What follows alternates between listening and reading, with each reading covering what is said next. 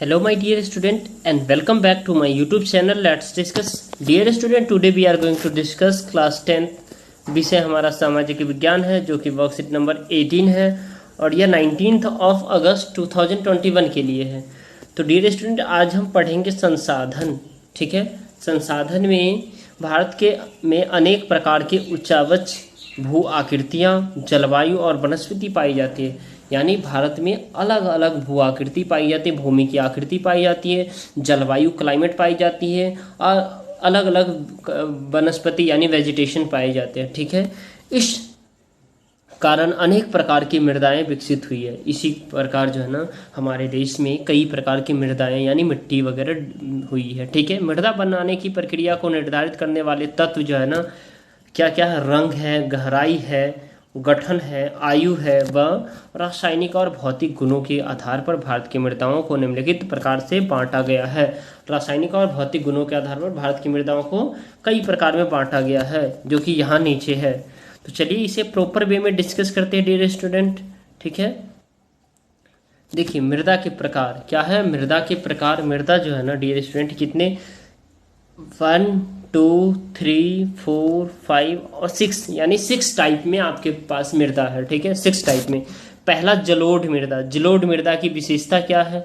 तो जलोढ़ मृदा यह लगभग भारत के लगभग 45% क्षेत्रफल पर पाई जाती है। यानी भारत, अगर ये पूरा एक तरीके से आप देखिए ये भारत है तो इसमें से जो है ना आपका 45% पर जो है ना क्या होता है, ये जलोढ़ मृदा ही पाई जाती है। तो यहाँ से आप देख सकते हैं ये 45% पर जलोढ़ मृदा ही पाई जाती है। ठीक है, अब देखिए इसमें डियर स्टूडेंट आपको देखना ये है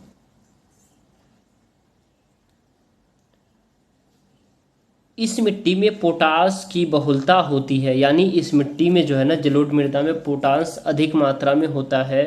यह मिट्टी जो पाई जाती है सिंधु, गंगा तथा ब्रह्मपुत्र नदी के तटों द्वारा विकसित होती है। ठीक है, यानी जलोढ़ मृदा सिंधु, गंगा और ब्रह्मपुत्र नदी के तटों पर पाई जाती है। ठीक है, और यह रेत, सिल्ट तथा मृत्तिका से युक्त होती है और आयु के आधार पर पुराना बांगर एवं नया जलोढ़ खादर भी जलोढ़ मृदा में ही पाई जाती है जो कि बहुत उपजाऊ होती है तथा गन्ना, चावल, गेहूं आदि की फसल यहाँ उगाई जाती है। ठीक है, तो आपको ये जलोढ़ मृदा की जो विशेषताएं हैं इसको आपको याद रखना है। राइट, अब देखिए डियर स्टूडेंट काली मृदा है।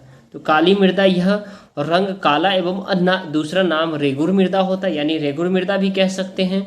यह टिटेनिफेरस, मैग्नेटाइट एवं जीवाश्म की उपस्थिति में होता है जो कि बेसाल्ट चट्टानों के टूटने व फूटने के कारण इसका काली मृदा का निर्माण हुआ है। राइट, अब उसके बाद देखेंगे लोहा, चूना, एल्युमिनियम एवं मैग्नीशियम की बहुलता यहाँ ज़्यादा है। यानी काली मृदा में अधिकतर जो पाया जाता है लोहा, चूना, एल्युमिनियम और मैग्नीशियम।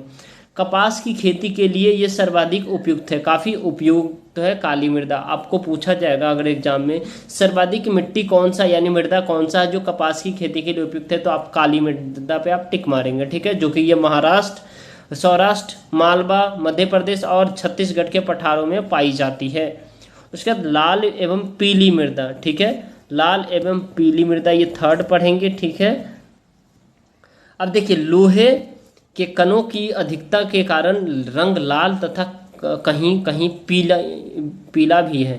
यानी लाल एवं पीली मृदा इसीलिए कहते हैं क्योंकि वहाँ आयरन अधिक पाया जाता है, लोहा अधिक पाया जाता है और इसकी जो प्रकृति होती है अम्लीय होती है। ठीक है, क्योंकि चूना के इस्तेमाल से उर्वरक को बहुत बढ़ाया जा सकता है। और ये जो क्षेत्र है जो लाल एवं पीली मृदा पाई जाती है वो उड़ीसा में पाई जाती है, छत्तीसगढ़ में पाई जाती है, मध्य प्रदेश के मैदानी व गारो खासी व जयंतिया के पहाड़ों में पाई जाती है। राइट, तो यहाँ क्या क्या है, यहाँ जो है ना डियर स्टूडेंट ये जो सारे एरिया है ये जो अभी मैंने बताया है यहाँ पे आयरन ज़्यादा पाया जाता है। अब लेटराइट मृदा किसे कहते हैं? लेटराइट मृदा, तो ये अधिक इसको तापमान की ज़रूरत होती है और अधिक वर्षा वाले क्षेत्र में भी ये लेटराइट मृदा पाई जाती है जहाँ वर्षा अधिक होती है 150 से 200 सेंटीमीटर। ठीक है, और भारत में भारत भारी वर्षा से अत्यधिक निस्क्षालन का परिणाम होता है, यानी ज़्यादा वर्षा हो गया तो मिट्टी बह करके दूसरे जगह चली जाती है। ठीक है, चाय व काजू के लिए ये उपयुक्त होता है। ठीक है, लेटराइट मृदा। और कर्नाटक, केरल, मध्य प्रदेश, तमिलनाडु, उड़ीसा तथा असम के पहाड़ी क्षेत्रों में ये लेटराइट मृदा पाई जाती है। अब हम देखते हैं मरुस्थल। ठीक है, मरुस्थल यानी रंग लाल व भूरा होता है, रेतीला तथा लवणीय होता है, और यहाँ की जलवायु जो है ना उच्च तापमान यानी टेम्परेचर ज़्यादा होता है, जिसके कारण वाष्पन की दर अधिक होती है और जिसकी वजह से बारिश नहीं होती है, वहाँ बहुत कम।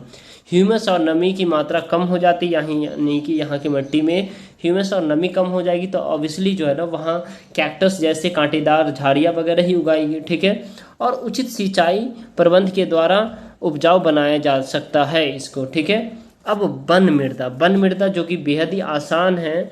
ठीक है, वन मृदा हमारा 6 नंबर है। तो पर्वतीय क्षेत्रों में पाई जाने वाले गठन में पर्वतीय पर्यावरण के अनुसार बदलाव, नदी घाटियों तथा मृदा दोमट तथा सिलटदार, अधिसिलिका तथा ह्यूमस रहित होता है।